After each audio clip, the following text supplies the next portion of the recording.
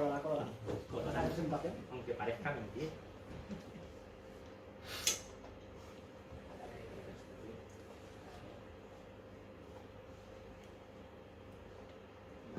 Te voy bajando yo las diapositivas Vale. y tú vas... Bueno, como ya has explicado, Joan, pues soy una mezcla rara, ¿no? Aunque hay aquí alguno más también, ¿no? El Universal es algo bastante típico. De hecho, tenemos hasta un psicólogo, futuro data scientist también. Y es interesante, ¿no? Porque al final, pues, antes hablábamos también del tema de la universalidad de la ciencia, ¿no? Y lo bonito, ¿no? De que habéis hablado de los datos de Salai, de que al final vengan distintos ponentes de distintas disciplinas, ¿no? Y lo bonito del data science precisamente es una serie de proyectos, ciencia de datos, ¿vale? Que es importante que haya ingenieros, telecos, como tenemos, economistas, de área de económicas, psicólogos, ¿no? Porque al final tienes que entender los datos muy bien. Entonces, y ahora hablaremos un poco del proceso del data science y todo eso, pero es verdad que es muy importante entender el dato. Entonces, al final, a veces, depende del tipo de dato, necesitas distintas disciplinas para poder, ¿no? Jugar con ese dato y conseguir unos resultados aceptables y llegar a excelentes. Entonces, bueno, esto voy a hablar un poquito de una introducción, ¿vale? Al final, los proyectos son como una obra musical, como una coreografía, ¿no? ¿Por qué? Siempre que se hablan de proyectos, todo el mundo ve una linealidad, ¿no? Empieza aquí el proyecto y aquí termina y una serie de fases. Es verdad que para explicarlo, y luego lo veremos, académicamente es más sencillo explicar esa linealidad. Pero hay una cosa que quiero que os quede claro, es que a veces empieza un proyecto, llegáis a una parte, no tengáis miedo en volver atrás. A veces tenéis que volver atrás, ¿vale? Porque, yo qué sé, a lo mejor estáis haciendo un modelo estadístico y os dais cuenta que la infraestructura de datos elegida no es la correcta. Mucha gente lo que hace es, bueno, me aguanto con esa infraestructura, tiro para adelante y que salga lo que Dios quiera. Si tienes que volver atrás. Al igual que pasa en las canciones, ¿no? Hay veces que, pues por ejemplo, pues, se repite un estribillo, se repite una parte, o en un baile, ¿no? Se repite una parte del baile, luego empieza a tener un inicio, un final, pero hay partes que se repiten, se vuelve atrás, se vuelve a avanzar. Entonces, no tengáis miedo en esa parte, ¿vale? Que eso os puesta aquí un poquito, pues eso, ¿no? Y sobre todo, hay que divertirse. Cuando veis cualquier proyecto, ya sea de data science, ya sea de otra cosa, hacerlo divertido. No, al final vamos a dedicarle muchas horas de trabajo, incluso a veces noches, fines de semana, más de una ocasión, por lo menos intentar que sea divertido, porque si no, al final el proyecto no va a salir. Bueno, ahora os voy a intentar, lo que voy a hacer, veréis que es un poco extenso la presentación. He intentado que sea una presentación un poco autoformativa, es decir, que aunque yo os cuente las partes principales, luego vosotros las podáis, como imagino que la compartirán, pues echarle un vistazo, sacar algún detallito más, ¿vale? Porque al final tenemos pues poco más de una hora, entonces va a ser un poco difícil profundizar en todas las partes. Bueno, ¿por qué analizamos los datos? Lo más importante, ¿qué nos importa a las empresas? Vender. O sea, yo creo que lo primero que aprendí en primero de empresariales es ¿por qué se crea una empresa? Por pasta. Puede ser para un fin social o puede ser para un fin financiero, pues para que unos accionistas se formen. Entonces, eso lo tienes que tener claro. Cuando hagáis cualquier modelo, sobre todo orientado a la empresa, pensar siempre en lo que nos dicen es el ROI, ¿vale? En el retorno de la inversión. Entonces, que ese modelo os traiga pasta. O bien sea evitando, por ejemplo, fraude, temas de seguridad, como antes hemos hablado, ¿no? Al final, un ataque de seguridad se traduce en un robo de información muchas veces, que al final es una pérdida de pasta para la empresa. ¿Cómo podemos reducir esos costes, no? Al final es lo mismo, si reduces costes, ganas más.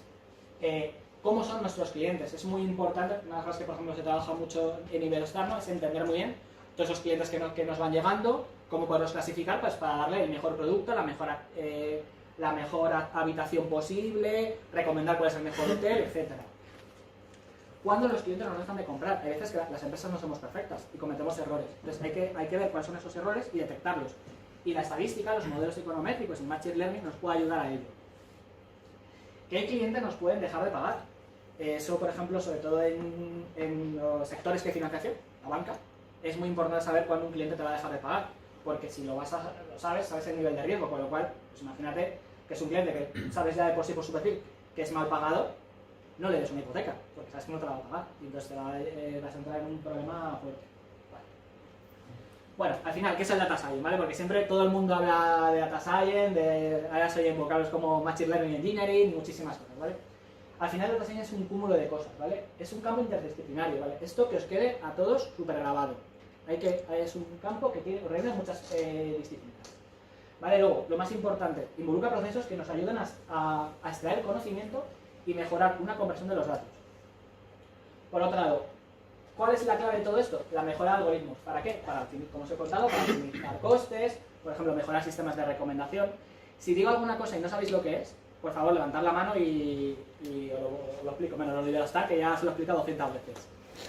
¿Vale? Por ejemplo, modernizar o hacer más eficientes los procesos industriales, controlar niveles de riesgo y, por supuesto, transformar el modelo de negocio de cualquier empresa. Como habéis escuchado en muchos medios, todas las empresas estamos ya llevamos años, pero ahora hay mucho boom de la transformación digital. Pues el data science es súper importante para esa transformación digital. Y luego, por ejemplo, la ciencia de datos ha dejado de ser un nice to have para convertirse en elemento clave de las organizaciones. Cualquier organización del siglo XXI, bueno, el siglo XXI ya súper avanzado que estamos, ¿no? Tiene que estar enfocado en data science, en ciencia de datos, porque los datos es el dinero, es lo que nos trae la pasta a todas las empresas, tanto a nivel estatal como gubernamental. Bueno, al final, esto es un poquito traduciendo la parte anterior, ¿no? Y el data science es, pues, son conceptos muy parecidos que vais a ver en la parte de inteligencia artificial. Quizás aquí añadimos la parte de conocimiento de negocio, pero por un lado tienes que tener una base buenecilla de matemáticas, porque todo está basado en modelos matemáticos. Tenéis que saber informática, desde la parte de conocer bien cómo son las arquitecturas de los sistemas de base de datos y todos estos flujos de datos de información, como programar, ¿no? Antes hablábamos del Saturday AI, que tenéis que empezar a saber, no asustaros, un poquito de Python. Siempre tenemos la discusión R o Python, depende para qué, R o Python, ¿vale? Pero por lo menos R y Python, o uno de los dos, tenéis que empezar a conocerlo, ¿vale? Y empezar a jugar con ellos. Hay muchos tutoriales en internet hoy en día, cursos o ponencias como las de Saturday AI. Y súper importante, conocer el negocio. Tienes que conocer muy bien el negocio. Yo, por ejemplo, cuando me incorporé hace 3 meses y pico a la parte de ayudarles en Iberostar a todo el tema de data science, yo del sector hotelero tenía alguna idea, ¿no? Me había leído cosas, pero no lo conocía lo suficiente. Entonces, mis primeras semanas fue involucrarme con ellos y empaparme ese sector y conocer cómo funcionan sus métricas, cómo funciona su negocio, porque si no, no les puedo ayudar a hacer modelos, no tengo el conocimiento. Eso es súper importante y yo diría que muchas veces es más importante conocer muy bien esto que lo de arriba, porque a veces con un modelo muy sencillito puedes hacer cosas muy grandes, pero si no conocéis el negocio puedes hacer la red neuronal más complicada, el random forest o el random industry machine más complicado o cualquier algoritmo y no vale para nada, porque no cumplís el objetivo de negocio, por lo cual. Y ahora, bueno, esta es una frase que me gusta mucho, que es lo importante no son los datos, son las preguntas, ¿no? Eso se lo he robado a un antiguo jefe mío cuando estaba en publicidad hace años, porque es de verdad, o sea, vale, los datos son lo que son importantes, pero tienes que saber qué preguntar, tienes que saber cómo hacer las preguntas adecuadas. Cuando tú te sientas con los expertos de negocio, si no sabes preguntar, no vas a saber extraer esa información súper vital para poder extraer esos datos. Y bueno, esta frase me hace mucha gracia, que es: la estupidez no se cura con más conocimiento. Vale, sin datos, esto es importante, sin datos eres otra persona con una opinión, ¿no? O sea, al final necesitas conocer bien para poder hacer tus teorías, tu modelar, tus resultados. Vale, esta parte la quiero dejar un poco clara, que seguramente esto lo van a explicar mucho más en los Saturday AI. Pero bueno, al final, siempre hablamos de inteligencia artificial, machine learning y el deep learning, ¿vale? A ver, al final, la inteligencia artificial es lo que todos hemos visto un poco en la película de Terminator, ¿no? Una especie de bichillo ahí, que es una máquina, pero que es capaz de comportarse como un humano, es decir, al final realizan tareas como los humanos. Dentro de esa inteligencia artificial nos metemos en una parte un poco más modelización, ¿vale? Entonces, al final, ¿qué es lo que permite a las máquinas aprender? Pues los modelos, ¿vale? El aprendizaje automático, ¿vale? Que al final lo que nos permite es generalizar comportamiento, como es una definición. Yo os pongo definiciones para que tengáis algo ahí escrito, pero yo no soy muy de definiciones, yo soy más de contar un poco las cosillas, ¿vale? Y luego, dentro del aprendizaje automático, hablamos del deep learning. ¿Qué es el deep learning? Bueno, cuando se expliquen en su momento las redes neuronales, pues el deep learning es una tontería. Es decir, tú empiezas con una red neuronal muy sencillita, que tiene su capita y hace 4 cosas. Como para hacer sistemas súper inteligentes, como por ejemplo todo el tema de los coches autónomos, lo que veréis de tratamiento de imágenes, ya necesitas redes mucho más profundas, con muchas más capas, pues por eso es el aprendizaje profundo, porque ya tienes muchas más capas que aprender. Vale, este es un tema que me gusta también que conozcáis un poco, que dentro de la parte de Data Science trabajaréis con muchos software. Yo os aconsejo que seáis agnósticos, ¿vale? los que trabajamos en consultoría tenemos que ser súper agnósticos, porque hay clientes que llegas y te dicen, no, es que en mi sistema yo solo tengo R. O es que en mi sistema yo solo trabajo con Python. Pues bueno, pues hay que adaptarse, ¿no? Lo ideal es que el Data Scientist tenga libertad. Yo conozco a gente muy buena en Data Science y no tiene ni idea de Python. Eso sí, te hacen R un modelo maravilloso. Quizás un poquito más lento que en Python, pero te hace un modelo, es verdad. Al final, todos sabemos que los que conocemos y programamos un poco, sabemos que Spark funciona mucho mejor, por ejemplo, en un Python que en un R. Sparkly es un dolor de muelas, ¿no? De librería. Pero bueno, al final te tienes que quedar más con el conocimiento sobre todo de la persona, ¿no? Y al final, el que sabe programar en R bien, si tú dices programa en Python, dale unos días, dale unas semanitas, que lo básico te lo va a aprender, ¿vale? Luego, sobre software libre tenéis muchísimo tipo, por ejemplo, R, Nime, no sé si conocéis Nime, Nime es como más de cajitas, pero para la parte de minería de datos está muy bien, es muy visual. Además, puedo hacer cajitas con R, con Python, bueno, Python no, PyScript, SPP, ¿hay alguien aquí que haya utilizado el SPS alguna vez? Bueno, vale, psicología, obviamente. Bueno, pues es la copia barata del SPS. Entonces, para aprender al principio, cuando no te apetece programar y quieres en algo un poquito más avanzado del no está mal. Te hacer modelos de regresión, algún modelo multivariante, ANOVAs, ANCOVAs, no está mal. Una muy curiosa, Orange, que está hecho en Python, ¿vale? Y de hecho, si os descargáis Anaconda, que es la suite que te instala Python por excelencia con librerías en Windows sobre todo, bueno, también hay para Linux, para Mac, está muy bien porque tiene como también, es como con cajitas y tiene un algoritmo de árboles de decisión que a mí particularmente a veces me gusta para negocio, que sí lo tiene SPSS, sí lo tiene SAS, pero no lo tienen los lenguajes de programación, o al menos yo no he descubierto de la librería, que a lo mejor la he hecho y alguien me dice, es esto. Y es para hacer árboles interactivos. A veces cuando tú haces un árbol de decisión de negocio, tú no le puedes decir a lo mejor que corte la edad entre 35 y 35,5 y 37,4. O sea, a lo mejor no, mira, si le corten 34 me lo pongan 38. Entonces ahí ya hay unas pequeñas variabilidades. Este tipo de Orange te permite hacer unos modelos de árboles interactivos y te va reajustando. Está bastante bien para eso. Bueno, luego aquí también tenemos la parte de sistemas de información geográfica, que son importantes, ¿vale? Todo el tema de cómo meto los datos y le añado la capa de geografía, ¿no? Entonces, Quantum Fit es software libre. Si os queréis meter en modelos más de sistemas complejos, de grafos, pues tenéis Gephi, etc. Y bueno, luego ya no me enrollo mucho más en esta parte de base de datos, pues ya sabéis, los NoSQL, los SQL, etc. Esto, bueno, es un poquito también, os he puesto ahí a nivel de gráfico, sobre todo aquí la parte mejor de visualización, ¿vale? Tableau, Excel, Power BI, que a veces es muy importante no solamente hacer los modelos, sino luego cómo los muestran los demás. Entonces, hay ciertos softwares que os van a ayudar a hacerlo, ¿vale? Tenéis tanto software de pago como libres. Bueno, y ahora empezamos a la parte de lo que es la ponencia de hoy. ¿Cómo es un proyecto de Data Science? Vamos a ver un poquito todas las fases del proyecto y luego me quiero centrar en una parte que me parece muy interesante, que es las buenas prácticas. Todo el mundo habla siempre del Data Governance, que eso lo vais a escuchar en las empresas, del gobierno del dato, cómo tiene que estar el dato, pero a veces nos olvidamos del Analytics Governance, ¿vale? Que es cómo hacer los análisis, ¿no? ¿Qué pautas seguir? Yo, por ejemplo, a ellos les doy mucha caña, ¿no? Lo pueden decir, esto tiene que estar en carpetitas, no sé cuántos, y los códigos bien comentaditos. Pues esas parece que son chorradas, pero si yo mañana, por ejemplo, cuando yo dentro de 3 meses tenga que dejar Iberostar, pues ellos tendrán que a lo mejor ver alguna cosa que yo haya hecho con ellos. Si yo me voy, ¿cómo se lo cuento? Me pueden llamar por teléfono, pero no es igual. Si ellos tienen un código comentado, será mucho más sencillo que ellos lo sepan seguir, ¿vale? Y esos consejos que os doy no solamente es para que los apliquéis en vuestras empresas, sino que si trabajáis con consultores externos, también a esas empresas de consultoría, lo obliguéis por lo menos, o os cercioréis que lleven procesos similares, para que luego a vosotros os sea más fácil entender los proyectos que han hecho y saber si realmente se han ganado su dinerito. Bueno, la primera parte de la fase. Problema de negocio y objetivos. Hay que establecer muy bien cuál es el problema de negocio. O sea, lo que os he dicho antes, lo importante son las preguntas. Sentaros con gente de negocio.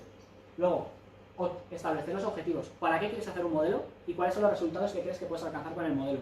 ¿Es un modelo de forecasting, ¿no? de predicción? ¿Es un modelo de cancelación? ¿Un modelo de clasificación? Vale, ¿quieres hacer un modelo de clasificación? ¿Para qué? ¿Por qué? O sea, ¿quieres hacer un modelo que sea... Imaginaos uno de previsión de predicciones. ¿Quieres que sea un modelo interpretativo? Es decir, no solamente voy a acertar lo que vas a vender dentro de 6 meses, sino que quiero decir, pues mira, vas a vender dentro de 6 meses 50.000 euros, pero lo que más va a incidir en esas ventas es tu canal de distribución o tus acciones comerciales. Entonces ahí ya a lo mejor, o sea, eso te va a condicionar el modelo. Probablemente iremos a modelos más econométricos, más clásicos. ¿Que lo que te interesa es aceptar 100% los datos? Pues ya iremos a lo mejor pues ya los veis, los Gradient Boosting Machine, o redes neuronales, o ese tipo de modelos. Entonces, eso es muy importante porque te va a condicionar. Siguiente. No, el siguiente. Ahora podemos tocar las frases más. Diseño de la infraestructura, ¿vale? Al final es cómo va a estar formado tu data hub, ¿no? Cómo está tu arquitectura de datos. Pues también depende de esos objetivos de negocio, tienes que ir un poco del diseño. ¿Quién lo va a hacer? ¿Va a ser solamente un proyecto de visualización de datos? ¿O va a ser un proyecto en el que va a haber data scientist, vas a tener un dato muy bruto, va a haber muchas fuentes? Bueno, pues eso te va mucho a condicionar la estructura. ¿Qué es lo que haces después? Exploras el dato. Oye, antes de hacer un modelo, todo lo que me has dado, ¿dónde está? De hecho dicen que de los modelos, el 80%, el 70-80% es exploración del dato. Si eso no lo has hecho bien, ya puedes ser el tío más listo del mundo haciendo modelos, que cuando empiezas a meter datos al modelo, eso va a hacer humo por todo, ¿no? Va a hacer agua, y es que no vas a hacer nada, vas a hacer un modelo que no hace nada, absolutamente, que es súper importante. Armonización del dato. O sea, al final, sabéis que ciertos modelos, si no metes un modelo escalado, o sea, no metes los datos escalados, no funcionan, no convergen, ¿vale? Pues, oye, eso es una parte muy importante. ¿Qué es Ya. un modelo escalado? Perdona. El escalado, pues por ejemplo, ahora lo vamos a ver, hay una slide que os explico un poco para qué se hace, ¿vale? La parte, ¿no? El ecuador, aunque no esté en el medio, pero la parte súper importante, modelización y validación. Hay que hacer el modelo y además muchas veces no haces un modelo, pruebas varios, haces una revisión bibliográfica de cuáles son los más adecuados en función del problema de negocio, de los objetivos, de ese análisis exploratorio, ¿no? ¿A qué te invita? Imaginaos que todas las variables son continuas, pues hay unos tipos de modelos que van a funcionar mejor. Imaginaos que son cualitativas, pues hay otros modelos que funcionan mejor. Validación de negocio, bueno, perdona, la estadística, o sea, que el modelo tenga un poder de predicción fuerte, y la validación de negocio, ¿no? Que realmente sirva para lo que es. Y ya lo último es, pues, implementación. Si es un modelo que va en producción en tiempo real, pues ponerlo en el servidor, en un Amazon, un cloud, lo que sea. Y presentación de resultados y acompañamiento del cliente. Cuando hablo de cliente puede ser tu cliente interno, que puede ser áreas de data science, pues por ejemplo, pues en nuestro caso nos pasa muchas veces marketing digital, parte de a lo mejor. O si estás en una consultora, pues tu cliente, el departamento del cliente al que le presentas el. Bueno, aquí os cuento un poco más en detalle lo que os he comentado. Hay que tener es muy importante saber cuál es el problema a resolver. Y es verdad que muchos de los errores que se cometen en consultoría, y yo lo he vivido muchas veces, sobre todo cuando eres más junior y todo, lo que te mola es el modelo. O sea, a ti el problema de negocio y dices, oh, yo quiero ponerme aquí a jugar con R, con Python, y al final empiezas a hacer un modelo, llevas el decir, leche, que no sé qué estoy haciendo porque esto no resuelve y. O sea, que esta parte es súper importante, ¿no? ¿Cuáles son las necesidades del cliente y cuál es el problema? Hay que hacer la toma de requisitos. Hay generalmente las consultoras, tenemos unos papelitos con una especie de esquemita de todas las preguntas esas típicas que hacen a los clientes, tendrás bien claro, haces un listadito, vas ahí, pues vamos, como un briefing de publicidad, pues igual. Pues eso, ¿cuáles vamos a evaluar las alternativas? ¿El cliente tiene algún tipo de infraestructura de datos ya montada? ¿Sí o no? Porque eso probablemente hará que la fase 2, que ahora veremos, sea mucho más sencilla. Si ya tiene más o menos montado, pues habrá que acoplarse. O otras veces tienes que montársela de cero. Eso dependerá del tipo de proyecto. ¿Cuál es el sistema de información interno? Los sistemas de comunicación, los procesos, todo eso tienes que entenderlo. O sea, negocio a quién habla. Habla con una persona, un intermediario entre la parte de datos y de negocio, directamente habla con el manager, hay una aplicación que tienes que mandar un correo o alguna cosa, pues estas cosas como rollo Gira y todo este tipo de aplicaciones, etc. Y luego, súper importante, hay que diseñar el timing. También hay que diseñarlo con sentido. Una de las cosas que tenemos en las consultoras es que decimos, esto está en 2 meses. Y parecemos como cuando estamos haciendo la reforma de un edificio, que luego dices, sí, 2 meses. Me voy a tirar 3 o voy a cogerme a 4 o 5 modelo que te sales una castaña. ¿Por qué? Porque el pobrecito mío que lo está haciendo está que no puede más. Entonces, su cabeza llega un momento que físicamente no puede. Entonces, hay que ser muy realistas con los temas. Y si hay un proyecto que realmente tiene que pedir unos temas y que no estamos seguros de que lo vayamos a poder cumplir, se le dice. Y si no, pues no sé, se habla con el cliente y dice, mira, yo esto no lo puedo hacer. O yo no puedo comprometer a mi empresa en hacerlo esto en 15 días. Te lo puedo hacer en 4 semanas. O te lo puedo hacer en un mes y medio. Pero en 15 días es imposible. Pues hay que ser sinceros y no se coge el proyecto. Porque al final, no solo vas a hacer en 15 días, pues lo vas a hacer mal y va a ser peor. Mejor no hacerlo y que hablen con otra consultora. Por lo menos eso es como nosotros solemos trabajar, ¿vale? Bueno, ¿cómo deben ser los objetivos? Esto no sé si alguno, a lo mejor la gente que estudia más temas de empresa y tal, los objetivos es más, ¿no? Lo primero, tiene que ser un objetivo específico. Hacer un modelo de ventas. No. hacer un modelo para aumentar mis ventas o medir mis ventas a corto plazo. Algo específico. Cuanto más específico, mejor. Los objetivos tienen que ser medibles, ¿vale? O sea, tú al final, oye, pues de alguna forma poderlos medir. Al final unas ventas pues puedes medir al fin de mes o lo que sea, pero buscar siempre algo que podáis dar un resultado alcanzables. Por Dios, no pidas que no, voy a hacerte un modelo que te voy a predecir las ventas los próximos 10 años. Mira, eso no se lo cree ni Dios. Te puedo acertar de un año y con suerte y rezando que más o menos cumpla, ¿vale? O sea, tiene que ser alcanzables, relevantes, que sirvan para algo, ¿no? No decir, mira, voy a hacer un modelo de si la mujer de tu jefe se está liando con la secretaria, no, que se valga algo para la empresa. Yo digo muchas tonterías, pero intento un poco que os quede el calado de qué va el tema, ¿no? Y hay que poner un tiempo límite, un límite en el tiempo. Si un objetivo es, voy a hacer esto, no, voy a hacer esto en 3 meses, en un año, en 20 días, ¿vale? Pero tiene que cumplir eso. Diseño de la infraestructura, pues aquí os pongo un poco, aquí hay muchas posibilidades, os pongo un poco los típicos ejemplos, ¿vale? Pues por ejemplo, ¿qué sería? Levantar una infraestructura y poner en marcha un cluster o en Hadoop o en Spark.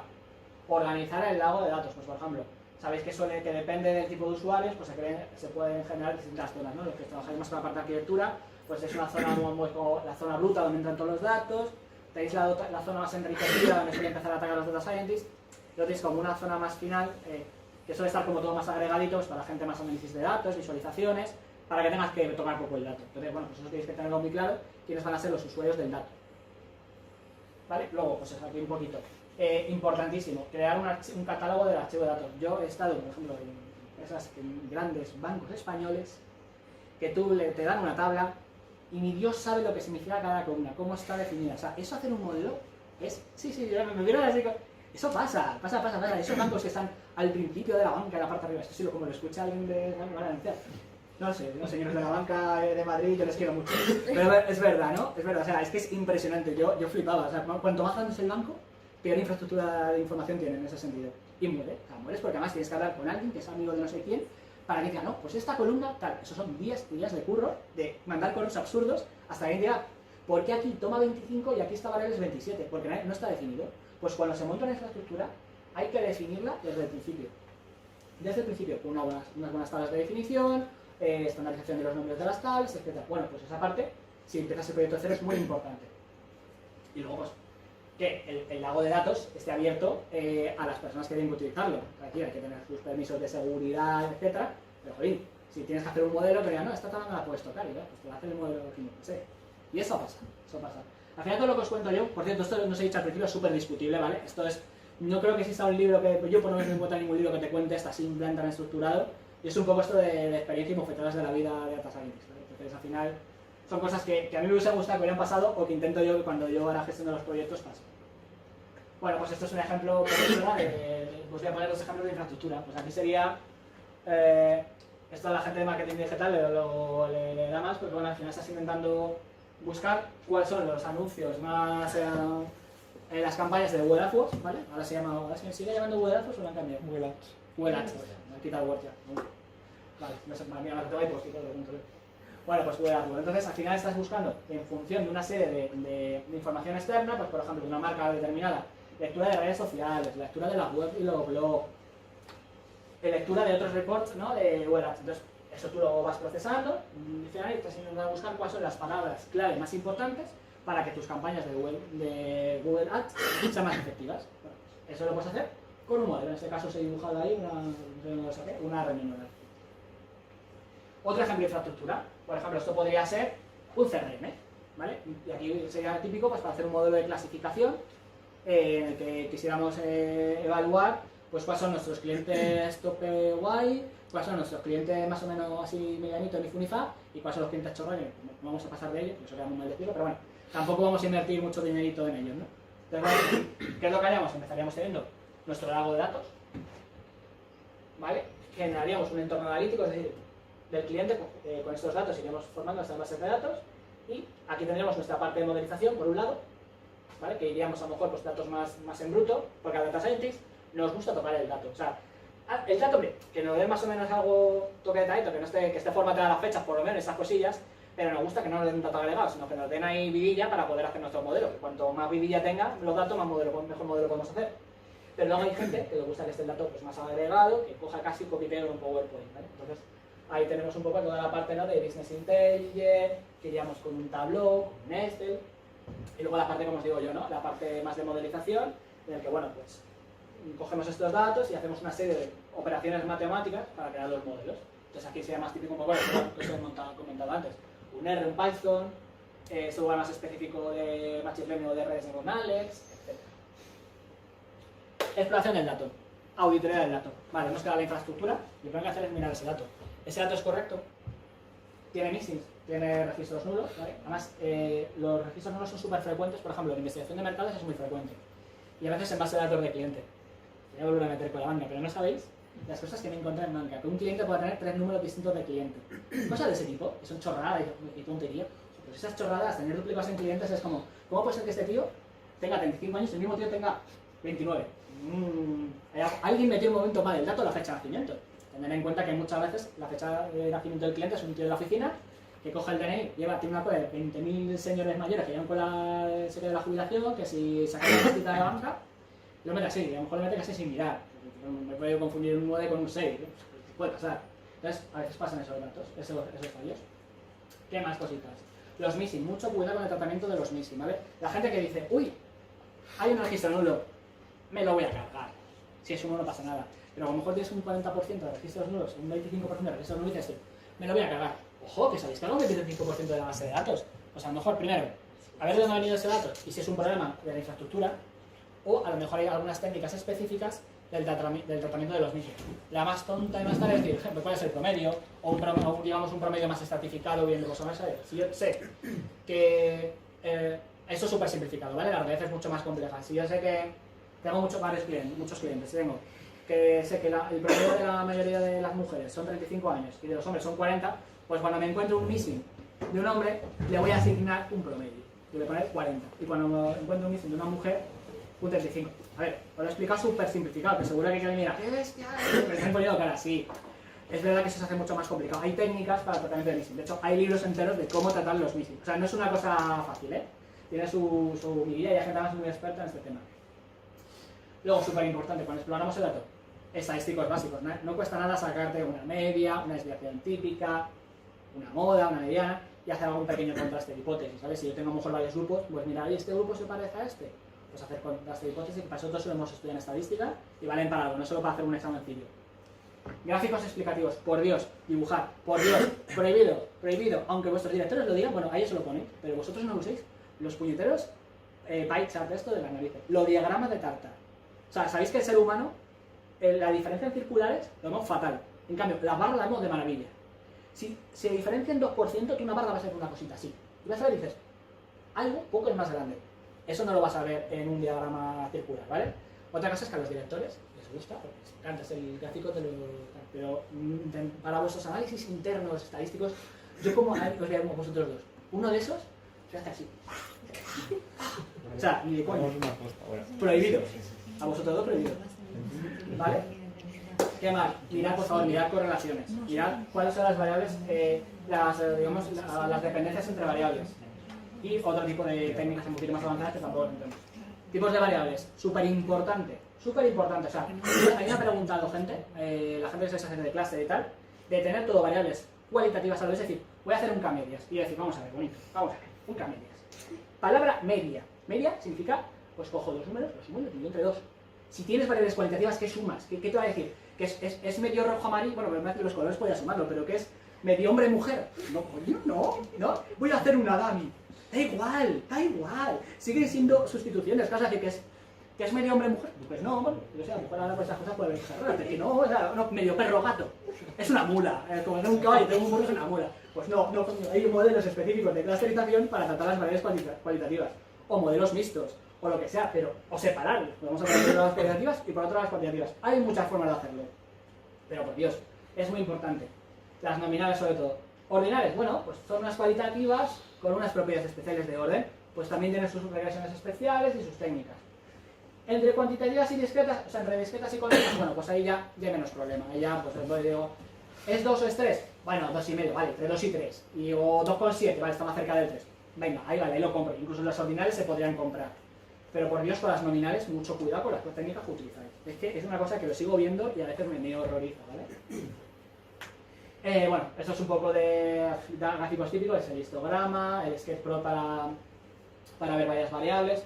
Existen unas cosas muy bonitas, aunque no lo vamos a ver aquí. Cuando queréis ver varias variables, queréis ver muchas variables a la vez o hacer un clúster, no cuesta nada hacer una serie de componentes principales de vez en cuando para dibujar, ¿verdad, chicos? ¿Qué se me cuesta con eso? Hacerlos, o sea, no cuesta nada poner el R, ahí abrís PCA, metís vuestra matriz y sale ahí vuestras componentes, ¿vale? O con Python es un poco más rollo, porque Python dibujar, Matplotlib es un rollazo, pero bueno. Pero podéis hacer ese tipo de cosas, o sea, no seáis vagos para dibujar, porque muchas veces hacéis muchos test estadísticos y tal, y hacen lo que ver a no sé qué, tal, double match y tal, y dices, joder, es que no es normal porque aquí me dice que es normal, y estás viendo la gráfica y dices, hombre, no es normal, pero ahí tengo prisa, o sea, no es, hay veces que también tienes que, seguro que aquí hay un estadístico súper técnico, mira, ¿qué dice? Pero es verdad que a veces, cuando dejas el modelo y te dejas sacando minutos, pues hay ciertas asunciones que te puedes un poquito saltar. Un gráfico te va a ayudar para saber mentalmente qué es lo que te saltas, ¿vale? Seguro que esto va a ser criticado en muchos foros, pero bueno, ya estoy más acostumbrado. Lo que hablábamos antes del escalado, ¿vale? La estandarización del escalado. Bueno, pues es tan sencillo. ¿Os acordáis de los típicos problemas de la facultad de que os daban ahí una variable y habéis estudiado la distribución normal y decís, ah, tenemos que estandarizar, y aquí la formulita de x es igual a x menos mu entre sigma? Pues eso es escalado. Hay otros escalados, por ejemplo el min-max, que lo que te va a dar es un valor entre 0 y 1. ¿Y por qué son muy útiles? Porque ciertos modelos, moveremos en la siguiente slide, pero todavía no. Sí, pero luego volvemos a la anterior. Mirad, por ejemplo, el arriba es hecho un camelias para poder sacar los clusters. Como veis, esto un camelias se lo tiene que... No voy a hacer una palabrota, pero lo estoy grabando, no lo puedo decir. Pero lo voy a hacer muy rápido, ¿vale? Porque joder, es que está clarísimo. O sea, es que hay que meter una línea. Pues fijaos, no es normalizado, mirad lo que ha pasado. Mira cómo se separa el clúster. ¿Por qué? Porque aquellos ejes que suelen tener una amplitud muy alta va a tener mayor prioridad en hacer la división del clúster, con lo cual va a pasar cosas como estas. Entonces, al final tenéis que intentar siempre tener todos los datos en una dimensión similar. Por ejemplo, para hacer métodos que requieran convergencia, todos los que tengan descenso por gradiente, redes neuronales, generalmente también creo que también los redes multimachine es necesario. Tenéis que escalar los datos, ¿vale? Tienen que estar todas las redes tienen que estar en el mismo digamos, en el mismo intervalo. ¿Por qué? Porque el modelo, lo que no quiero que un modelo aprenda es porque el dato una cosa está en kilogramos y el otro está en metros. Y a lo mejor uno vaya del 0 al 2 y el otro vaya del 0 al 20.000. No quiero que aprenda por eso, yo quiero que aprenda por una variabilidad. Entonces vamos a darle las mismas reglas, esto es como cuando queremos operar en la misma escala, entonces por eso se normaliza. ¿Y cuál es mejor, una u otra? Pues depende del modelo y la realidad es que pruebas con una y luego pruebas con la otra, y con la que te salga mejor es la con la que te quedas. Que en estadística ya veis que hay mucho de prueba y error. ¿Vamos un para atrás? Vale. Outliers, esa. Los valores que salen de lo normal, ¿vale? Otra cosa típica, igual que hacemos con los quiz, es decir, esto es como hacemos aquí nuestro boxplot, vemos aquí nuestro grafiquito, nuestras cositas, esto se sale de lo normal. Me lo cepillo. Ojo, hay técnicas, por ejemplo como la estadística robusta, que te permite dar un peso menor, por ejemplo, a los outliers, pero poderlos utilizar. A veces es interesante utilizarlos, porque a lo mejor ese outlier tiene un significado.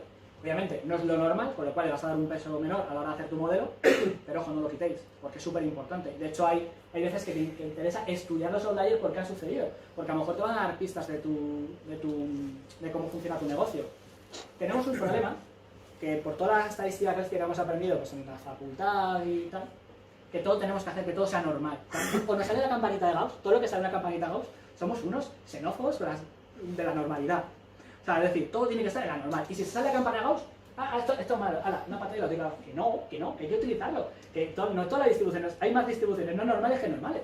Otra cosa es que sí, que si el teorema central de no sé qué sus narices, todo tiene una normalidad así. Y esto no lo va a ver los niños, ¿verdad?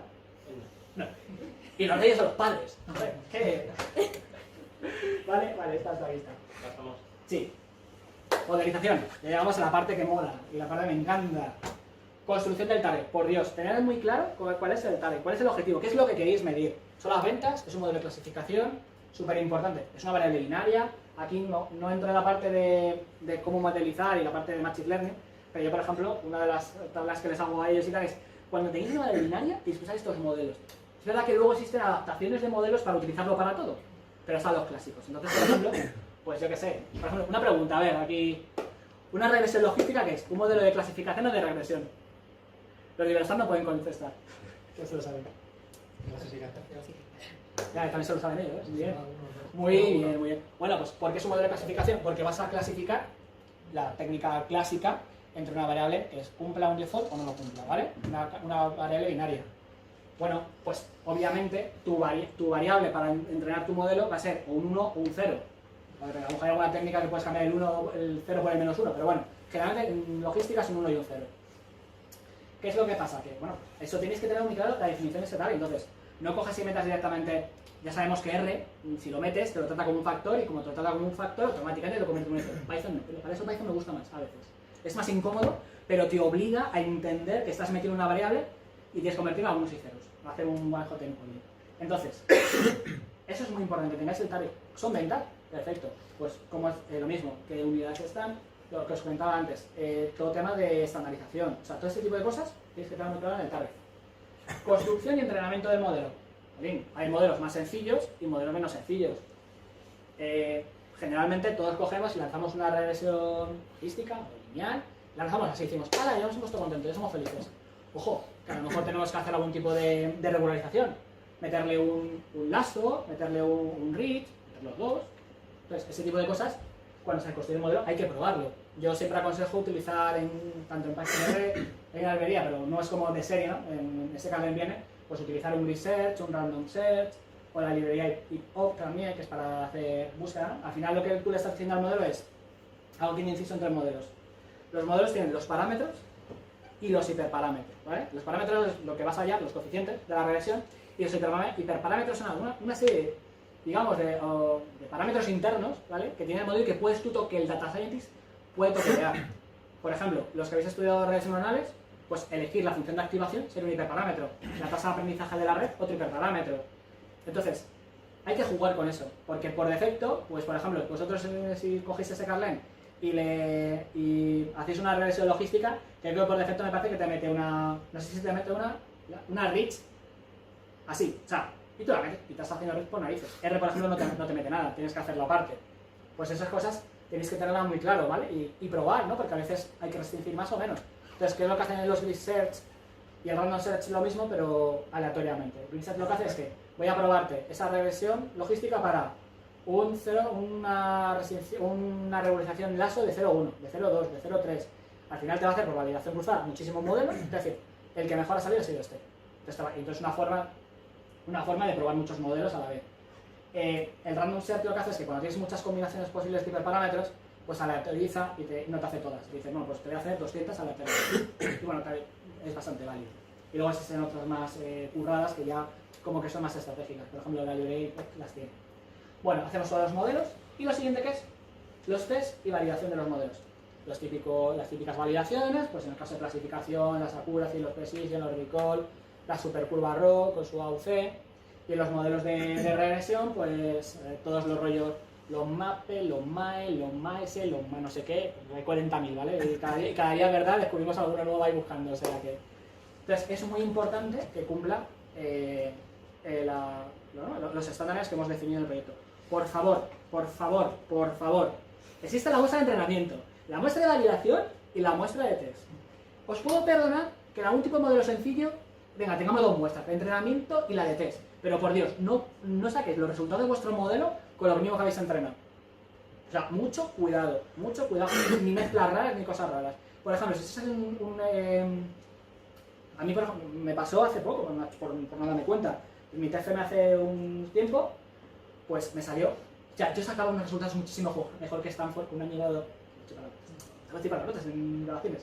Una porquería de ordenador. No me lo pude creer, obviamente, ¿no? Porque ellos tienen ahí sus 50.000 GPUs.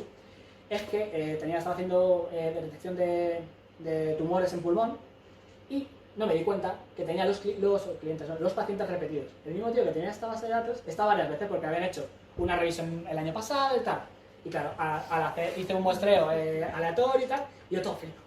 Una ROM de 0,89, cuando Software iba a 0,75. Ya, yo esto lo voy a vender, lo vamos a forrarnos, ¿no?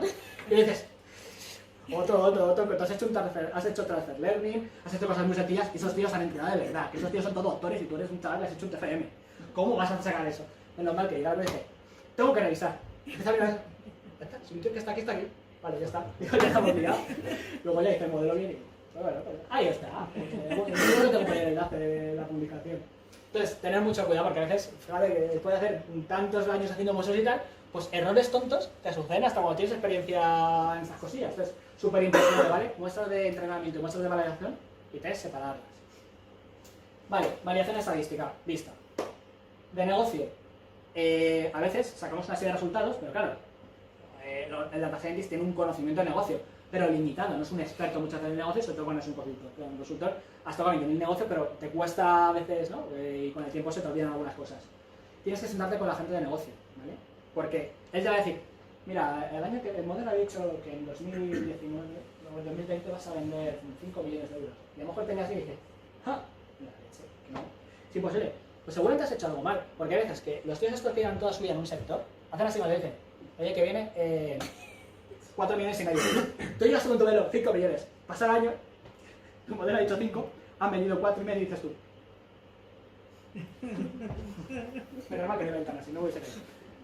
Entonces, es muy importante validar con el negocio, porque a veces, pues, sin querer metemos, los propios analistas metemos sesgos al modelo, ¿vale? Pequeños erratas por nuestra querer llegar a un modelo súper preciso y... ¿Qué más cosas? Mucho cuidado con los overfitting y esas cosillas, ¿vale? O sea, si en el entrenamiento puedes tener mucha precisión y luego metes tu dato de test y sale ahí una cosa, porque claro, todos queremos, si tenemos una curva así, queremos que el modelo pase punto a punto. O sea, os voy a explicar un poco el overfitting porque es muy divertido, ¿vale? La gente, tú tienes a lo mejor esto así y dices, haces tu regresión lineal, haces una cosa así como clean, ves, vaya porquería. No, voy a empezar a meterle grados, voy a hacer un polígono de 25 grados y dices, toma, y dices, tengo el modelo de la leche, 91 más de 0,1 y yo qué sé. Y entonces llegas y empiezan los nuevos datos a llegar y dices, entonces,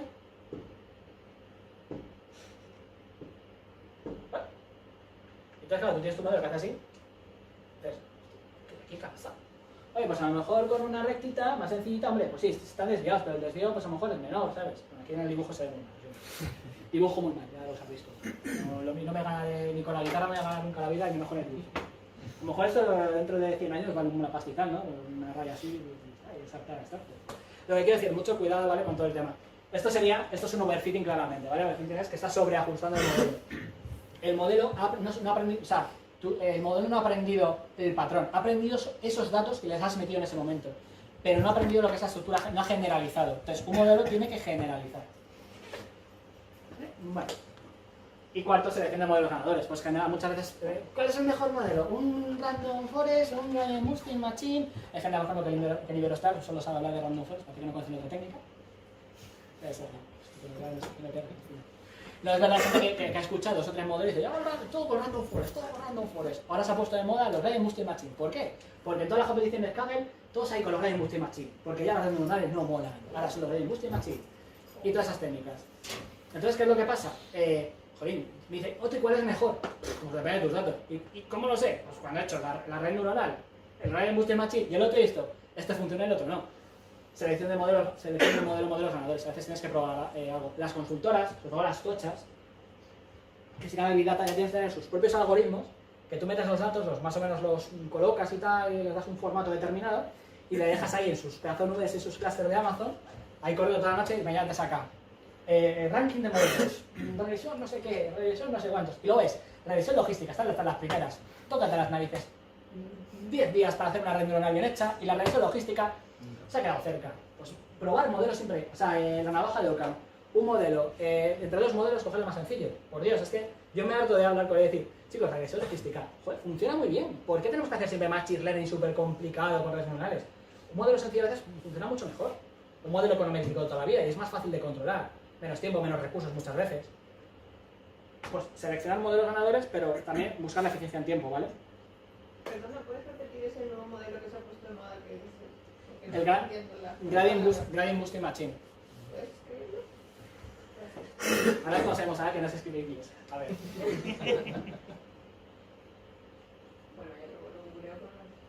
Vale, sí, pero mi letra es una Gradient. Ah, gradient, de gradiente, boosting.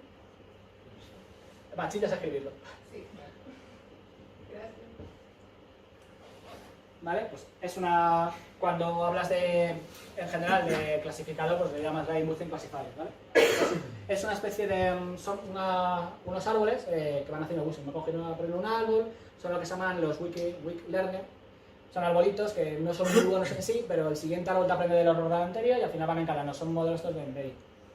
Igual, como el random forest, me van a matar, pero es muy... El random forest es horizontal y la dimensión es en vertical. Gráficamente, ¿vale? Entonces, bueno, sí que son muy buenos... A ver, he hecho el chiste, ¿vale? Pero son muy buenos para datos tabulares. Han descubierto que...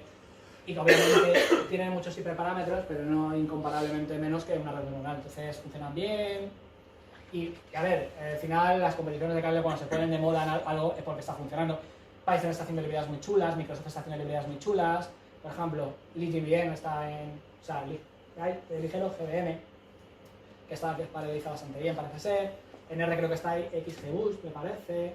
Luego también tienes la propia de sklearn, ¿vale? Pero bueno, se han puesto de moda, pero que a veces te puedes hacer un modo súper complicado para sacar ahí la accuracy o el recall del 97% para algo que realmente te hace una regresión y dices 96, toma ya, y la he hecho en 2 patadas. O sea, que también tiene un poco en cuenta los tiempos, ¿no? Que a veces yo siempre aconsejo empezar primero por el modelo más sencillo. Si luego ves que no te vale, ve haciéndolo más difícil. Pero no te lances a la primera a hacer una red neuronal. No sea que estés con tratamiento de imagen, tratamiento de sonido, que ya son problemas, datos no estructurados, y que entonces es el ideal para una red neuronal, porque ahí tienes tantas posibles variables y combinaciones que necesitas las interrelaciones de una red. Pero para modelos tabulares, vamos, intentar tirar siempre con las logísticas. Vale, y presentación de resultados. Pues bueno, esto al final, cuando ya tienes tu supermodelo y has validado tus datos, pues llegas ahí al CEO y dices, señor, esos son los resultados, págame. Implantación de los códigos en sistemas en cloud. Muchas veces no es solamente hazme el forecasting en el que tienes, hazme un sistema que vaya autoaprendiendo y que cada mes yo lo corra, lo ejecute, o se ejecute automáticamente y vayan dándome los datos del mes siguiente. Parametrización, ¿no? Pues un poco preparar todo el sistema del cliente o de la empresa. Cuando digo cliente, recuerda que me hablo tanto de cliente externo de una consultora como un cliente interno. Pues ayudar al departamento a tocar esos datos, dar la formación adecuada, por Dios, documentar todos los procesos. No sabéis los problemas que hemos tenido en algunos sitios por modelos no documentados. Ha sido, vamos, peor que un parto. Con perdón de mujeres, pero peor que un parto. Y seguimiento y medición del tiempo. Hay que seguir el proyecto, hay que ver que se han cumplido los plazos, si nos hemos encontrado algún problema y tal. Como os explica al principio, este tipo de proyectos, no tengáis miedo si en un momento determinado aquí peta algo y tienes que volver a la parte de modelización. Volver. Es que hay gente que tira para adelante y no vuelve. A ver, lo ideal y teórico de todo esto que hablamos de los Agile, los Scrum, los 20.000, ¿cómo se llaman? Cascadas y 20.000 técnicas es cascadita, adelante. Pero vuelve para atrás, como os he dicho antes, ¿no? Como una canción. O sea, que si tienes que volver al estribillo, pues se vuelve. Pero no pasa nada. Vale. Buenas prácticas. Esta va a ir un poco más rápida. Bueno, es una parte que es con perdón, coñazo. Mucho más teórica, con mucho más texto y tal. Entonces os voy a dar unas cuantas pinceladas, porque yo voy a como media hora y pico rajando, o más, y yo creo que también luego queréis ir a los temas de las cañitas, entonces tampoco quiero libraros de esa parte. Entonces, bueno, al final, esta la pasará. Vamos a ir a X Governance. Vale, al final, ¿qué es lo que nos interesa? Que asegurar, ¿vale? Igual que está el Data Governance, que nos asegura el correcto gobierno del dato, de que esté colocado en su sitio, toda la parte de seguridad, con todos los problemas de la GDPR y todas esas cositas. Tú, por ejemplo, eso... El anillo único de los datos. ¿Qué? El anillo único de los datos. El anillo único de los datos. Pero también hay una Analytic Governance, ¿no? Tienes que tener claro tu infraestructura de modelos, para qué sirven y que cumplan ciertas normas, ¿vale? O sea, al final lo que quieres asegurar es que las inversiones en analítica, en el área de analítica, en el área de data science, jolín, os he dicho, genere valor de negocio. No hagamos modelos... Yo conozco casos de bancos, es que es un sector que está muchos años y tengo muchos amigos, que han creado áreas de investigación, se han traído a físicos, a no sé qué, a no sé cuántos, que es de la leche, y han hecho modelos de la leche, entonces no saben para qué, y cuando digan, bueno, señores, si esto al banco no sirve para nada. No, pero hemos escrito muchos papers, hemos hecho muchos congresos, ya, pero vosotros costáis mucha pasta y no nos habéis servido para nada. Porque luego, por ejemplo, por regulación del Banco de España, no ha servido, porque nadie allí les ha dicho, señores, que el Banco de España te dice que en Basilea 3, que es lo que se está aplicando ahora en la normativa, tiene que ser modelos interpretativos. Con lo cual, o haces una decisión o haces una regresión lineal o logística. No te líes con redes neuronales. Entonces, vamos a inventar los modelos locales, los modelos LINE, que son unos modelos que después de hacer todo tu super gran booster, no sé qué, tu red neuronal, te intenta hacer una especie de regresioncita ahí al final para explicarte los datos. Pues por lo que yo sé, el Banco de España ha dicho que no, porque no me apetece trabajar. Después de estos señores acabo de la cárcel, ha sido un placer. No, pero es verdad, es que son gente que dices, no quieren, es que yo he vivido, tengo que hacer cosas con ellos. Entonces, ¿quieres que diga documentito? Ah, mira, esta variable es no sé qué. Uy, no, aquí me estás hablando de hombre o mujer. No, esta variable está prohibida porque no puedes discriminar por hombre o mujer. Fuera. Te hago fácil. Una red neuronal, ellos no van a saber si están discriminando por hombre o mujer. Ellos saben 27, 5, 4. Entonces, tiene sentido porque si no, puedes ver si te cumples la ley, ¿vale? Entonces, tiene que ser interpretativo y no hay cosa. Tranquilo, bloquearemos el vídeo a los bancos. Le diremos a Marisa que se encargue de Bancos no. Bancos no. Vale, bueno, pues os comentaba, mitigar todos los riesgos, ¿no?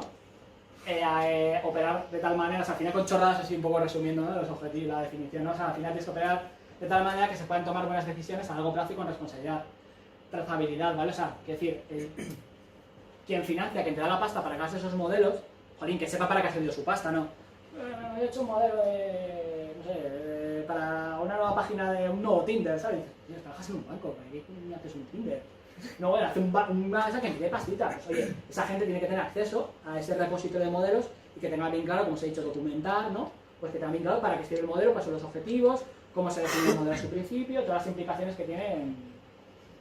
Bueno, al final los objetivos son relacionados con la definición. Pasamos, si queréis, a la siguiente, riesgo de analítica, ¿vale? Bueno, al final, a ver. Los riesgos que tenemos en análisis. Los modelos complejos erosionan los límites. Mucho cuidado con la mezcla de datos. Mucho cuidado con correcciones en cadena, por favor, con el tema de los códigos. O sea, los típicos, ay, es que no sé cómo funciona el código, pero necesito que haga esto. En lugar de revisarme el código, no sé, un vago de análisis, voy a hacer un parche. Yo he cogido códigos que tenía el parche del parche del parche, que eso parecía una momia. O sea, era como dando vueltas de venta, dices tú. Claro, el código tarda, los ha jorobado, porque es que el código hace así, hace así, hace así, y todavía no ha terminado, todavía no te saca el resultado. Joder, normal, ¿vale? Vale. Tenéis que saber, eso está muy relacionado con el principio, tenéis que saber quién es el cliente de vuestro modelo. Muy claro quién va a leer ese output del modelo, ¿vale? Y en función de eso dar el dato adecuado. Vale. Las dependencias de datos. Vale, cosa más que las dependencias de los códigos. O sea, tenéis que tener bien claro la fuente de datos que sea siempre accesible, ¿vale? Mucho cuidado con dependencias de datos inaccesibles, datos que se borran, ¿no? Esta tabla que hay por aquí, esto no vale. Como no está documentada, no sé para qué vale. Uf. El clase ya me dice que tengo ocupado un 98%. Joder, esta que está hablando son 20 terabytes. Esto no lo usa nadie, ¿no? Drop igual. Esperemos que haya backup, porque si no pueden correr muchas bofetadas. He visto borrar carpetas, ¿sabes? Y borrar tablas. O sea, los backup, a lo mejor el backup era de hace una semana y tenías que volver a reconstruir media tabla. O sea, cada vez, a ver, es verdad que cada vez las cosas se tienen más cuidado, la gente está más condicionada, pero yo a lo mejor hace 5 o 6 años ha pasado, ¿vale? Bueno, pues eso, influencias del modelo, ¿vale? A veces el modelo tiene una influencia directa, como pueden ser las ventas, pero a lo mejor hay otros modelos que sus resultados pueden tener una influencia oculta en otros modelos. Entonces, mucho cuidado cuando encadenéis un modelo con otro, aseguraos que el modelo que tiráis esté bien hecho, porque claro, yo a lo mejor estoy haciendo un modelo que sabe de una predicción de otro modelo, mi modelo actual es la leche, porque me saca el 99%, pero el modelo anterior saca un 60%, con lo cual te está metiendo una variable que es falsa. Entonces, ya puede predecir el segundo modelo bien, que si el primer modelo está mal, es para tirarlo. Entonces, mucho cuidado con ese tipo de relaciones, ¿vale? Utilización, por favor, utilización de paquetes no estándar no mantenidos. Ojito, o sea, voy a bajarme un paquete nuevo de GitLab, de GitHub, que ha hecho Horkheimer, no sé qué, de la facultad de Wisconsin, y ves que yo lo instalo, se lo mando al cliente, y el cliente al año que viene, cuando tiene que utilizarlo, pone ese paquete tiene un bug y no funciona bien, y nadie lo mantiene, porque es un tío que un día es un friki en su casa, me aburría en casa, un fricazo, hizo el paquete, pero tampoco lo hizo de una manera bien hecha. Entonces, a mí me gusta tirar siempre paquetes de repositorio. En el caso de Python, los que están en los pip o en Conda, y en el caso de R, en el CRAN. ¿Por qué? Porque, hombre, ahí se supone que ha pasado una serie, más o menos, ¿no? Una serie de, entre comillas, de controles. Se supone que si, como son paquetes que la gente está usando, si uno lo usa, hay otro tío muy friki que le gusta usar el paquete, bueno, pues yo lo continúo, o sea, más se supone, por ejemplo, en el caso de R, creo que está en la Universidad de Viena, por ejemplo, la Universidad de Austria y en Viena, que es quien lleva el consorcio de R a nivel mundial. Entonces, intentar utilizar paquetes más o menos estándar, ¿vale? Y si os construís vosotros vuestro propio paquete, y es para dejarlo en la empresa, súper documentado, ¿vale? Vale, la jungla de los pipelines, o sea, es como nos encanta el enganchar un modelo con otra cosa que haga otra cosa y vamos enganchando, a veces pasos innecesarios, enganchando y luego no sabes. Y dices, no funciona esto, pues igual con lo del código. Bueno, le pongo otro cachito aquí detrás. Mucho cuidado, la jungla esta es horrorosa, ¿vale? Obsolescencia de códigos experimentales, como pues a veces lo que empezó siendo un código experimental se ha quedado como código de producción sin haber sido correctamente revisado, mucho cuidado. Falta de abstracción, pues eso, pues siempre tenéis que pensar un poco en general, ¿vale? Para qué vais a utilizar. Bueno, formato de datos multicuadros, utilización de hay gente que le encanta, pues voy a hacer un cacho en R, un cacho en Python, un cacho en C, un cacho en Pan, un cacho en Pascal, sí, usando en Fortran 90 y no sé cuántos y tal. Hombre, a ver, si todo te lo puedes hacer en Python, está bien que a veces una parte, si no tienes una idea adecuada en Python, pues hagas un cachito en R, utilices algo para... Pero si podéis usar el mismo lenguaje, intentar siempre mirar cuáles van a ser vuestras necesidades del proyecto del modelo y elegir cuál es el que te va a dar la mayoría de tal. Mi consejo es que si es un proyecto de estadística clásica muy econométrico, sobre todo ustedes a lo mejor estadística bayesiana y tal, y tampoco os queréis meteros con frameworks complicados, pues os vais a un R. Si vais a utilizar Machine Learning y sobre todo redes neuronales, keras en R es un dolor de muelas, falla mucho. Usar keras en Python. De hecho, por eso en iOS usar directamente Python, ¿entiendes? Para Machine Learning yo aconsejo Python. Para econometría o estadística clásica, Python está muy bien ahora con estas models, ha mejorado bastante, pero R tiene alguna librería más. Vale, bueno, demasiadas opciones de configuración, ya sabéis, o sea, cuanto más parámetros tengáis que tocar, más posibilidades tenéis de liarla. Afrontar los cambios del mundo anterior. Yo llevo cayendo un modelo 20 años. Ostras, pues el mundo cambia, ¿vale? Reentrenar el modelo, cambiar parámetros, hacer otro modelo. No podéis... Yo ya estoy en sitios que han con el mismo modelo de, a lo mejor, de segmentación llevan 8 años en banca y en plena transformación digital. Y digo, tu cliente hace 8 años no se parece de ahora. Pues, cambiar el modelo, hay que hacerlo de cero. Pues no pasa nada, se hace de cero. Que pongan pasta y que lo hagan, porque es que no va a funcionar. No pongáis parches, ¿vale? Es que... bueno, lo típico, monitorear, pruebas, prediccionar, o sea, lo que hemos hablado antes en proyectos, tenéis que tener vuestras políticas de monitoreo, no sabía palabra.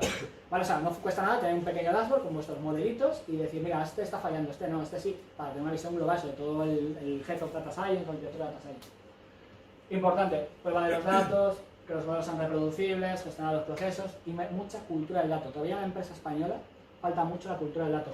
Que piensan que los data scientists somos Sheldon y Leonard y el otro de Big Bang Theory, ¿vale? No, somos personas, ¿sabes? Y de verdad, y estamos en la empresa y no somos unos frikis ahí metidos ahí en un despachito, sino, oye, somos gente que se puede hablar con nosotros y nosotros con ellos. Creo que también tenemos que hacer un esfuerzo por dar a conocer nuestro trabajo de la empresa, que a veces yo creo que tampoco nos comunicamos suficientemente bien.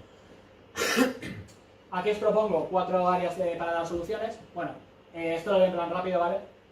Formación, ¿vale? Es importante que dentro de un departamento de Data Science se dedique un tiempo a la formación, o externa o interna, no cuesta nada leerse libros, contratar a gente como yo para... Es broma, ¿no? Quiero decir, no, pero es verdad, o sea, al final tenéis que invertir un poco en formación, de gente que os cuente nuevas técnicas, o que os pague las empresas máster, o iniciativas como la que hacéis hacer vosotros en Mallorca, que también ya existe en Madrid, en Barcelona y tal, y está muy bien, ¿no? Para esa gente que quiera dar el saltito, tengo un salto introductorio. Una área pues, específica de los modelos, que gestione los modelos, que tenga bien claro qué modelos hay, las necesidades. Control de procesos de auditoría, ¿vale? Alerta, si falla el modelo, si no falla, si no está dando un dato correcto, todo ese tipo de cosas. Y luego os contaba una zona de dashboarding y de reporting, que se defina los cuadros de mando, con los KPIs de cada modelo, sus timers, los porcentajes, ¿no? O sea, nosotros, por ejemplo, para los proyectos, pues aún muy estandarizado de cuánto tiene que tardar un proyecto, si nos desviamos, por qué nos desviamos, pues súper importante, ¿vale? O sea, cuando os pidan hacer un modelo, yo creo que hay que tener las 3 fases fundamentales. Lo primero es que os pidan el modelo, ¿vale? La petición. Que os definan un briefing. La persona de negocio, a ver chicos, necesito un modelo. ¿Para qué quieres un modelo? Pues una serie de características para lo que va a servir, quién son las personas que van a estar involucradas en la parte de negocio, etc. Luego lo normal es que eso se nos manda a los data scientists, al equipo de data scientists, y lo valoremos y digo, mira, te falta esto y esto. Se devuelva con una serie de, mira, esto tienes que concretarlo más porque si no, no hay quien haga el modelo este. Y una serie de cosas, ¿vale? Perdona, Otto, por tu experiencia, ¿sabe decir eso de quiero un modelo?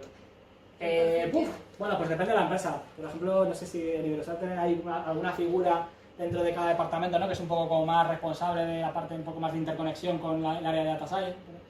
En otros, al final es un trabajo mixto entre Data Scientist y a veces no existe una persona como tal. O sea, esto es lo bonito. La realidad es que al final es el Data Scientist se sienta con el tío de turno y hace el briefing con él. Por teléfono.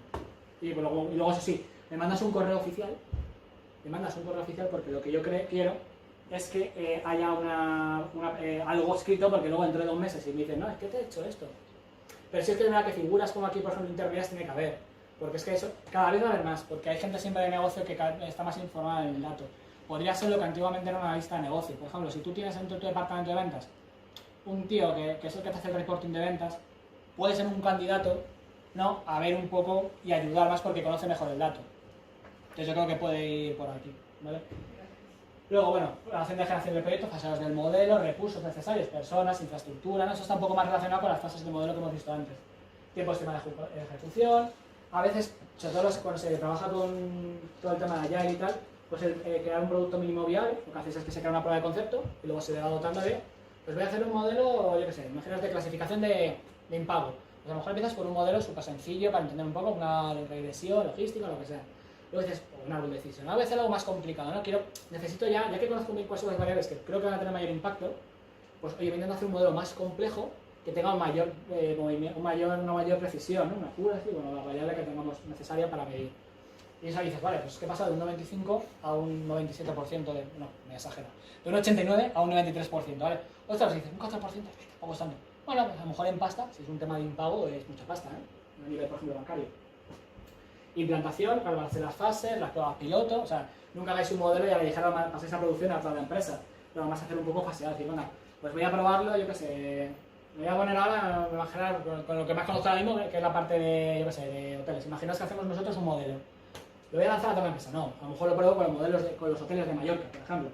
No, pues no nos caigamos todo el negocio y nos pegan a todos, ¿sabes? Entonces, puede fallar, porque un modelo muchas veces tú tienes que el dato, funciona muy bien y luego hay alguna cosa que no te has dado cuenta hasta que lo pones en producción. Entonces, lo normal es fasearlo. Y lo tengo muy claro que es el dueño del modelo, o los dueños del modelo, que es el responsable de ese modelo, que lo ha construido o se ha encargado de la gestión, dirección de ese proyecto. Y por último, bueno, pues aceptación, y entonces ya empiezas el kick-off, reunión con todas las partes metidas, pues la parte de data science, arquitectos de datos, negocio, presentación final del proyecto. Vale, Model Governance al final está muy relacionada con la parte de Analytics y ya más centrada en sí en el modelo, ¿vale? Es muy similar, al final pues al final tienes que tener claro cuáles son los deadlines del código, el entrenamiento, la procedencia, o sea, que sea reproducible. Otra vez volver al tema de la auditoría y el cumplimiento, o sea, poder evaluar todas las operaciones que se hacen en batch en la organización. Tenemos que evaluar si tenemos la capacidad de trabajar con muchos modelos, ¿vale? Diversos modelos analíticos, lenguajes de análisis, etc. Entonces, toda esa parte, pues es importante que la parte de modelo governance lo tengamos, ¿vale? Principales riesgos, está muy relacionado con la parte de analítica. Analítica es como más general y aquí nos centramos más en la parte de modelización 100%. Al final, lo que os he comentado, está muy relacionado y es, no sabemos quién es el dueño del modelo, son difíciles de reproducir, eso es un riesgo, no se monitoriza el modelo, no se hace revisiones del modelo, no se fijan las restricciones adecuadas, en datos, por ejemplo, no se gestiona el dato, los datos están en un formato anticuado o un formato que no sea homogéneo, no tenemos falta de cultura del dato aquí también nuevamente. En programación, pues eso, otra vez los pipelines, cajas negras usarlas cuando tengamos que usarlas, si no, modelos no caja negra, ¿vale? Pues códigos experimentales, muchos lenguajes de programación y sobre todo excesos de prototipos. Es que hay veces que las empresas tienen su cajón de desastre de prototipos. Si luego cuando hagas un prototipo, luego una prueba de concepto es porque vas a usarlo para hacer algo más grande. No te pongas a hacer modelos por probar, porque al final estás costando mucho dinero a la empresa. O sea, los pasantes son caros. Ya no por el sueldo que tengamos, que tampoco es que tal, sino porque lo que hacemos muchas veces, el gasto de infraestructura es interesante. Hoy en día se trabaja con software libre, pero a lo mejor hace 10 años, sobre todo en banca y en seguros o en energéticas, era usar SaaS. Te imaginas que querías un data scientist y eran 10.000 pavos más de licencia SaaS básica. Que si luego le metías que si el módulo de econometría, que si el módulo de machine learning, pues todo ese tipo de cosas te encarecían mucho, ¿no? Entonces, ojito con tirar. Y luego, bueno, aquí os hago un poco de cómo documentar códigos, ¿vale? Lo primero, utilizar plataformas de control de versiones. Que si habéis cambiado en el código y os habéis equivocado, tengáis una forma rápida de volver a tratar. Si no queréis complicado con control de versiones, que es lo ideal, por lo menos, ya sé que suena muy feo, pero mire, una V1, una V2 no pasa nada, tiene una carpetita, ¿sabes? Lo ideal es un control de versiones. Sí, pero bueno, la gente que no está tan manejada, pues es que me pone unas caras que ya me voy dando cuenta. No, es verdad, o sea, pero Hay veces que la gente no quiere usar control de versiones, no sé por qué, pero no quieren tener su código, subir en GitHub, que lo vean no sé quién y tal. Bueno, pues lo tienes por lo menos de una forma estructurada, ¿vale? Muy claro, no borres cosas. Por favor, a mí me gusta trabajar con dos formatos de códigos. Es decir, a mí me gusta trabajar, y lo puedes hacer tanto en R como en Python, es con un notebook en el que no solamente pones el dato, no solo pones el código, sino que vas explicando, vas sacando algunos gráficos, y luego el código ya en producción, si quieres, lo haces en un punto R, un punto P. Pero, joder, utilizar para qué sirve el código.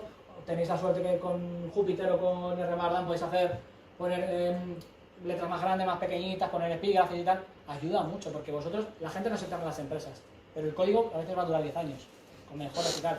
Que sepan muy bien lo que ha pasado, ese código, por qué se toma esa decisión. Entonces, a veces documentar ayuda mucho. Y bueno, pues yo os pongo aquí un ejemplo de todos los códigos que encabezaste, pues el nombre del código, la versión, el nombre del archivo, quién es el cliente, ¿vale? Interno o externo, quién es el nombre del código, qué área es, qué área se empezó, cuándo se empezó el código, cuándo se terminó, y por ejemplo, pues eso, pues algún comentario.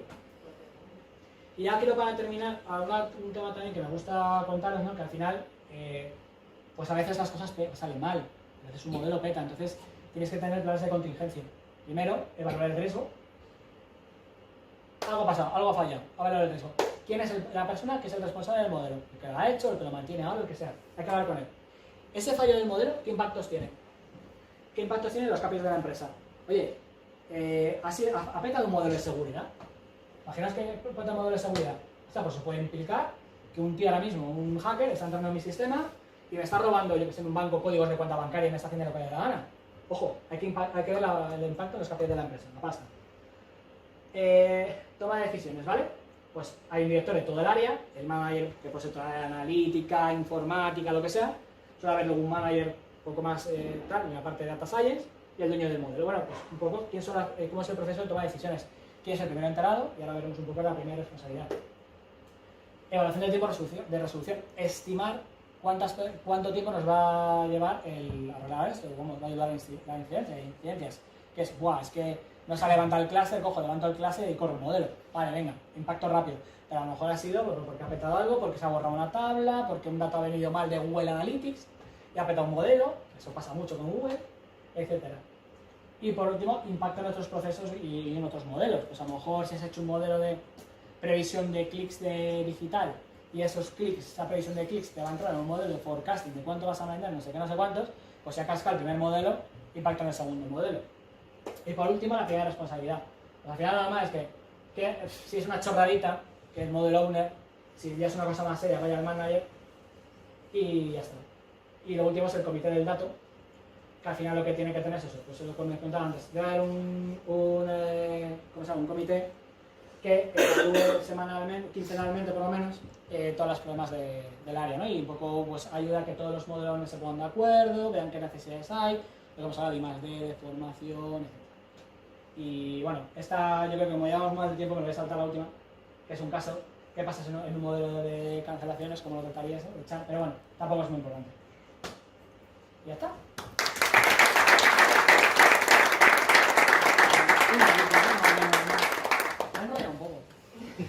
Pues nada, que espero que os haya gustado, que conozcáis un poquito más qué es lo que hacemos los frikis de Data Science y que no solamente lo veáis como los típicos matemáticos ahí, informáticos, economistas saliendo de datos, sino que existe una parte, digamos, estratégica o de proyecto dentro del área que es muy importante. Tan importante como la parte matemática y de programación. ¿Verdad? Se me cayó. Bueno, y ahora... Bueno, preguntas, claro, perdonad. Sí, Ya. tenéis. Yo tengo una. ¿Qué dificultad encuentras en tu día a día para encontrar el dato bien o accesible o que exista directamente? ¿Qué pregunta? No sé la pregunta. La haces a todos los data scientists, ¿no? Pues depende mucho de muchas cosas. En general en las empresas, o sea, ¿en qué fase crees que está? Pues muchas veces me encuentro el tema de que la gente no quiere compartir el dato. Me toca mucho las narices. No te quiero que... Claro, porque no quiero mostrarte el dato. Coño, fíjate en el modelo. Eso es un problema. Y luego, bueno, pues falta de profesionalidad muchas veces. ¿No? Que decir, a mí, por ejemplo, me influye mucho que la gente que viene por delante, que es el arquitecto de datos, el ingeniero de datos, pues a mí todo eso, si lo han hecho mal su trabajo, a mí me influye, porque al final soy yo la capa final, el que tiene que hacer aquí el modelito. Entonces eso, pero sobre todo, eso al final, y el error lo comete cualquiera. Pero lo que me fastidia más es la mala leche al no darte el dato bien, ¿sabes? Entonces ahí... O la calidad del dato, ¿verdad? O la calidad, las empresas grandes te sorprendes encontrarte Sí, basura, literal. O sea, las empresas pequeñas o las modernas tienen un dato muy bonito, muy Lo bien cuidan más. cuidado y tal. Cuanto y las más. empresas grandes... ya he dicho que en empresas muy grandes me he encontrado cosas muy mal hechas. Y que a lo mejor he llegado y he visto, esto está raro. ¿Esto os habéis dado cuenta? No, hasta que se lo pues ya lo contaste. O sea, que estáis viendo vuestros resultados con este dato. Pero, y haciendo vuestros informes que va a llegar el presidente del banco o al consejero delegado y os habéis hecho con este dato. No sé cómo ganáis dinero. Porque ganáis dinero con otras cosas. Yo me lo pregunto, yo sé, ¿cómo pueden ganar dinero? Pero porque yo creo que al final muchas veces manda más que el modelo del tío, claro, luego llega el de negocio y dice, te hago con el dedo así, ya lo sé. No me fío de vosotros, no está jodado, no te fíes de los modelos, no, fíjate de tu base de datos que tienes. Pero principalmente es eso, el desastre, el no tener las cosas catalogadas, el no tener un orden. Que además, si os he presentado aquí, o sea, creo que es bastante lógico lo que os he presentado. Creo que no son a ver, algunas cosas sí que es verdad que he leído de lecturas que he leído y tal, pero no creo que las personas que lo hayan escrito, yo creo que al final es experiencia profesional y un poco, jolín, el sentido común, ¿no? Que es el menos común de los sentidos, pero es verdad que la gente, con el tema de los modelos y la estadística, digo, si es que, y eso os he oído yo muchas veces, digo, es que muchas veces es sentido común. Hay una cosa, el otro día colgué algo sobre el tema del hacking, como todos sabéis, o los que vinisteis antes, yo me dedico más a la ciberseguridad, y me hizo mucha gracia un comentario de un compañero. Al final el modelo que falla es el modelo 8 de la capa OSI. Sí. ¿Y cuál es? El usuario, la empresa y el gobierno. O sea que estamos hablando de lo que tú decías de la profesionalidad, el uso que se le da a los datos, cómo han tratado los datos, y al final acaban siendo las personas. Luego, es verdad que al final, por ejemplo, yo le entiendo un poco la parte de legislación en banca, ¿no? Y todo el tema de Basilea. Pero es verdad que, claro, el tener a veces una legislación en algunos temas tan rigurosa, que yo, o sea, yo no estoy por me estoy clavando, sino que yo lo entiendo porque al final hay cosas por detrás que se nos escapan, ¿no?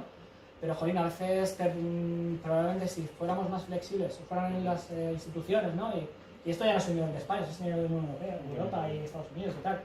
Si fueran más flexibles, quizás a lo mejor se podrían utilizar modelos mejores y se evitarían muchas más cosas como el fraude bancario. Luego, ¿qué más temas tienes? Aparte de investigación, ya solo me salgo un poco el data science, ¿no? O sea, a mí cosas que me preocupan en investigación. Investigación, por ejemplo, farmacéutica. O sea, estoy seguro que la cura del cáncer existe. Entonces, y existen modelos, ya no me refiero a modelos estadísticos, sino modelos médicos, modelos químicos, que saben cómo curar. Pero claro, dices tú, joder, si yo curo a todos los enfermos, ¿de dónde saco la pasta para...? Ahora también van a ver las farmacéuticas. ¡Toma!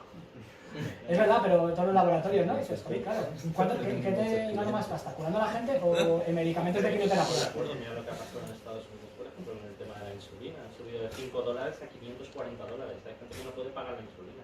Claro, Estamos claro. hablando de... Sí, entonces, a ver, a mí, por ejemplo, comercializar con la salud me parece detestable y con muchas otras cosas. Pero bueno, esto es una crítica, intento que sea constructiva, que algún día alguien se levante, tal. Es como digo, hasta que no tienes en tu propia piel los problemas no te das cuenta, ¿no? Sí, pero el problema principal es el dinero al final. Sí, Que es lo que claro. acaba primando por encima de todo. Hombre, es que tú dile a un Pfizer o uno de estos de laboratorio de un Bayer o lo que sea, no, mira, deja de vender tus medicamentos para cuidados paliativos y dame el medicamento de cura. Y cura, ¿no? Sí, dices, vale, pero es que con la de cura le voy a curar y me lo va a pagar una vez, o 2 veces a lo mejor, bueno, o el tratamiento. Cuidados paliativos, pues si le aguanta 10 años el tío o 5 años con los cuidados paliativos, pues son 5 años ahí. Sí, como el informe de las tabacaleras de hace unos años de... ¿Qué fue? Morrison, me parece. Claro, me dirán complementos que ganan edición más todavía, claro. Pero bueno, o sea, entonces, ¿cuál es el tema del dato, el tema de la investigación? Todo en general, pues yo creo que precisamente los que menos tocamos el dato son los responsables. Yo creo que hay otros entes que dificultan también a nivel, ya no me refiero a nivel de investigación privada de la empresa, sino a nivel incluso estatal, ¿no? A nivel de investigación pública. Pero bueno, ahí a ver si las nuevas generaciones hacemos algo. Un proyecto de Saturday Sky sería detectar cuando un político miente. Pues yo lo pensaba antes, yo cuando he dicho, hemos estado hablando... No hay CPU para los objetivos. Bueno, ahora con Google y la computadora cuántica lo podemos hacer algo. Oye, pues te lo podemos hacer el debate esta 5 que va ahí dentro de no sé cuánto. Sí. Un Pero modelo. eso va a votar en un mes, no toca todas cosas, ¿no? Bueno, para los que el código QR que hay aquí es para opinar un poco sobre la charla. Si queréis escanearlo, hay un cuestionario de 5 preguntitas y un pequeño también una pregunta sobre qué os gustaría, aparte de qué temas os gustaría que se tratasen en la charla. Y nada, gracias. Yo tengo una preguntita, tengo curiosidad de preguntárselo. Bueno, primero enhorabuena por la charla, me parece muy interesante. Gracias. Yo personalmente me he sentido muy identificado contigo porque al igual que tú vengo de una rama de economía y también soy consultor y trabajo para clientes del sector turístico aquí en Mallorca. Entonces, dado que tú trabajas para Iberostar, quería preguntarte el cómo lidias cuando un cliente te pide o te pregunta cómo un modelo puede acabar teniendo un efecto causal sobre algo. Es decir, la pregunta que me gustaría hacerte es ¿cómo diseñas o cómo diferencias el contestar a una pregunta que requiere un efecto causal, que no un simple forecasting de un income que requiere una empresa? Entonces, un poco, ¿cómo diseñarías uno versus otros? A ver, es complicado a veces, o sea, te refieres a modelos encadenados, ¿no? Como... Bueno, me refiero, por ejemplo, hablo de una hotelera porque es Sí, lo que sí. tenemos más Ya lo conozco más o menos. que es lo que se conoce más aquí en Mallorca. Una de las cosas típicas que te pueden llegar a preguntar es ¿en qué debo invertir yo para incrementar o impactar directamente en la satisfacción del cliente? Lo cual deducimos que al final lleva a un incremento de Sí. ingresos.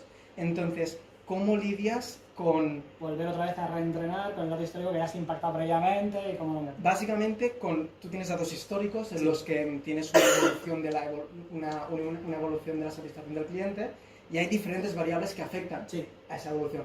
Puede ser el servicio, puede ser que el camarero no sabía inglés, puede ser lo que sea, ¿no? Entonces, ¿cómo lidias o cómo enfocarías un proyecto en el que quieres saber cuál es el efecto causal de una variable concreta para decirle al cliente, tienes que invertir en mejorar el buffet de la empresa? Vale, del bueno, hotel? ahí obviamente entramos en modelos interpretativos, porque no puedes meter una caja negra, pero claro, no te va a decir. Y ahí podrías jugar, depende de tu variable objetivo. Si quieres medir, imagínate, lo más típico de un hotel, ¿qué es lo que quieres?